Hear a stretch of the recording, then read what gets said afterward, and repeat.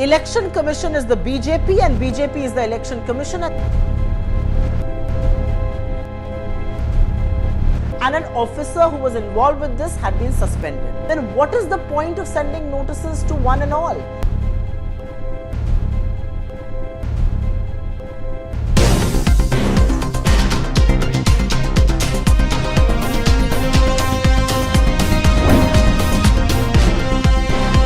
नमस्कार, आप देख रहे हैं द संकेत लाइव और मैं हूं तमन्ना। आज की इस बड़ी और बेहद संवेदनशील राजनीतिक रिपोर्ट में हम बात करेंगे उस विवाद की जिसने भारत के सबसे महत्वपूर्ण संवैधानिक संस्थान चुनाव आयोग की निष्पक्षता पर सवाल खड़े कर दिए हैं, क्योंकि केरल से एक ऐसा मामला सामने आया है जहां चुनाव आयोग के एक आधिकारिक लेटर पर भारतीय जनता पार्टी की मुहर लगी हुई दिखाई दी है। और जैसे ही ये तस्वीर सामने आई, पूरे देश में राजनीतिक हलचल तेज हो गई है दोस्तों।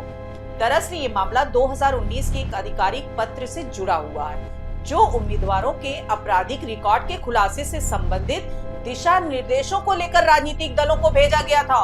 और जब इसकी कॉपी सामने आई तो उस पर बीजेपी केरल यूनिट की मुहर दिखाई दी और यहीं से शुरू हो गया विवाद। विपक्ष ने तुरंत सवाल उठाए कि क्या आप चुनाव आयोग और सत्ताधारी पार्टी के बीच की दूरी सिर्फ कागजों तक सीमित रह गई है? क्या ये एक संवैधानिक संस्था के दस्तावेज पर किसी राजनीतिक दल की मुहर लगना सिर्फ एक संयोग हो सकता है, या इसके पीछे कुछ और ही वजह है? सबसे पहले इस मुद्दे को सीपीआई-एम की केरल यूनिट ने उठाया, जिसने सोशल मीडिया पर इस लेटर की कॉपी साझा की और आरोप लगाया कि ऐसा लग रहा है कि जैसे चुनाव आयोग और बीजेपी एक ही सत्ता केंद्र से संचालित हो रहे हैं। उन्होंने तंज कसते हुए कहा कि अब तो कम से कम औपचारिकता भी खत्म हो गई है और मुहरें भी साझा हो रही है दोस्तों। इसके बाद कांग्रेस और अन्य विपक्षी दलों ने भी इस मुद्दे को जोर शोर से उठाया। कांग्रेस ने इसी पर गंभीर रेड फ्लैग बताया और पूछा कि आखिर कैसे एक संवैधानिक निकाय के दस्तावेज पर किसी राजनीतिक पार्टी की मुहर लग सकती है? क्या चुनाव आयोग इसकी जिम्मेदारी तय करेगा? क्या ये सिर्फ एक गलती है या फिर सिस्टम के अंदर कोई गड़बड़ी है? Election Commission is the BJP and BJP is the Election Commission, and there should be no doubt about it whatsoever. The Election Commission issued a letter with the BJP seal on it. A lot of furore happened, and it was then admitted by the Election Commission that indeed a mistake had been made and an officer who was involved with this had been suspended. But then the same Election Commission sent notices to the Kerala police to those who had shared this letter on social media. I mean, it is baffling. If you have accepted that there was a mistake and even suspended the officer involved with it, then what is the point of sending notices to one and all? But this does make some things very clear. This is a clear proof of a nexus between the BJP and the LDF in Kerala.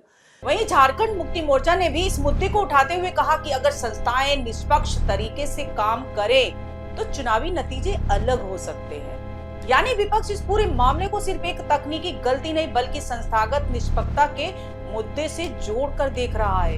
अब चुनाव आयोग और प्रशासन की तरफ से क्या सफाई आई, ये भी समझना जरूरी है दोस्तों। केरल के मुख्य निर्वाचन अधिकारी रतन यू केलकर ने इस पूरे मामले को एक लिपिक त्रुटि बताया। उन्होंने कहा कि हाल ही में बीजेपी केरल यूनिट ने 2019 के दिशा निर्देशों पर स्पष्टीकरण मांगा था और इसके लिए उन्होंने जो दस्तावेज दिया था उस पर उनकी पार्टी की मुहर लगी हुई थी, लेकिन कार्यालय उस मुहर को नोटिस नहीं कर पाया और अनजाने में उसी कॉपी को स्पष्टीकरण के साथ अन्य राजनीतिक दलों को भेज दिया गया। और जैसे ही ये गलती सामने आई तो उसे तुरंत सुधारा गया और संबंधित अधिकारी यानी असिस्टेंट सेक्शन ऑफिसर को जांच पूरी होने तक निलंबित कर दिया गया। साथ ही गलत दस्तावेज को वापस कर लेने के लिए सभी राजनीतिक दलों और अधिकारियों को सूचना भेज दी गई।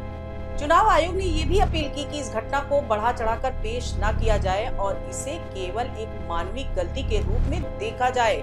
अब यहाँ सबसे बड़ा सवाल यही है कि क्या ये वास्तव में सिर्फ एक त्रुटि है या फिर इससे ज्यादा कुछ और, क्योंकि तकनीकी रूप से ये संभव है कि किसी दस्तावेज को बिना जांचे आगे भेज दिया गया है, लेकिन जब बात चुनाव आयोग जैसी संस्था की हो जिसकी जिम्मेदारी पूरे देश में निष्पक्ष चुनाव कराना है, तो ऐसी गलती भी छोटी नहीं है, फिर भी सवाल खड़े कर देती है, क्योंकि ये सिर्फ एक कागज की गलती नहीं बल्कि विश्वास की बात है और लोकतंत्र में विश्वास ही सबसे बड़ी पूंजी होती है।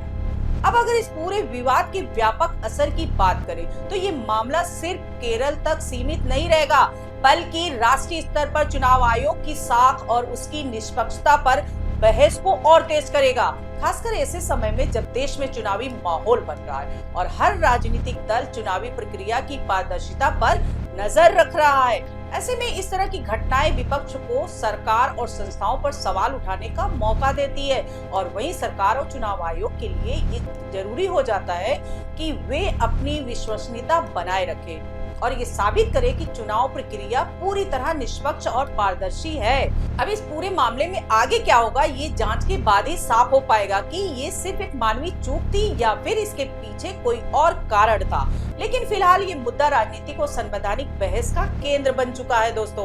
और अब सबसे बड़ा सवाल यही है कि क्या इस तरह की घटनाएं जनता के भरोसे को प्रभावित करती हैं और क्या चुनाव आयोग को अपने सिस्टम में और ज्यादा सख्ती लाने की जरूरत है। फिलहाल इस पूरे मामले में आपकी क्या राय है दोस्तों? क्या ये सिर्फ एक गलती है या फिर एक गंभीर संकेत? अपनी राय हमें कमेंट्स में जरूर बताइएगा। चैनल को सब्सक्राइब कीजिए। आज के लिए इतना ही। नमस्कार दोस्तों।